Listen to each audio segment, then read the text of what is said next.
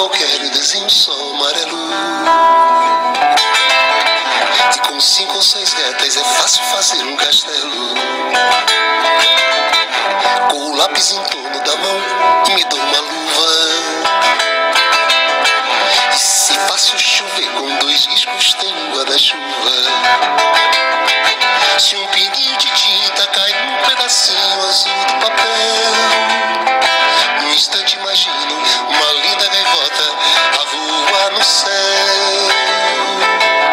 Vai voando, contornando a imensa curva, norte e sul vou com ela, viajando Havaí, Pequim ou Istambul. Pinto um barco a vela branco, navegando é tanto céu e mar, um beijo azul. Entre as nuvens vem surgindo um lindo avião, rosa e grena tudo em volta, colorindo.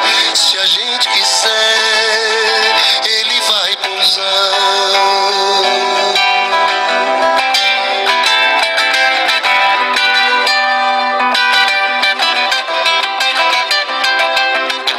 Uma folha qualquer desenha um navio de partida, com alguns bons amigos bebendo de bem com a vida. De uma América a outra consigo passar num segundo. De um simples compasso num círculo eu faço um mundo. Um menino caminha e caminhando chega num muro.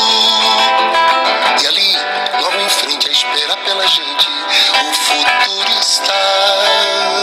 Lotar não tem tempo, nem piedade, nem tem hora de chegar sem pedir licença.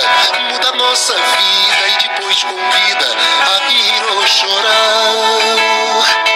Nessa estrada não nos cabe conhecer ou ver o que virá ao fim dela. Ninguém sabe bem ao certo onde vai dar. Vamos todos numa linda passarela de uma aquarela que um dia enfim descolorirá. Uma folha qualquer, o desenho só amarelo que descolorirá. E com 5 ou 6 retas é fácil fazer um castelo que descolorirá. De um simples compasso num círculo eu faço